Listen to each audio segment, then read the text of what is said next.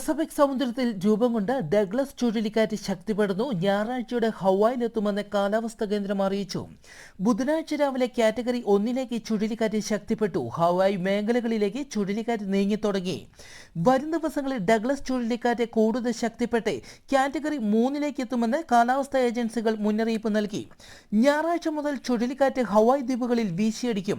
കനത്ത മഴയും സംസ്ഥാനത്തിന്റെ വിവിധ ഭാഗങ്ങളിൽ ലഭിക്കും. 2020 കിഴക്കൻ പസഫിക്കിൽ രൂപം കൊള്ളുന്ന ആദ്യത്തെ ചുഴലിക്കാറ്റാണ് ഡഗ്ലസ്.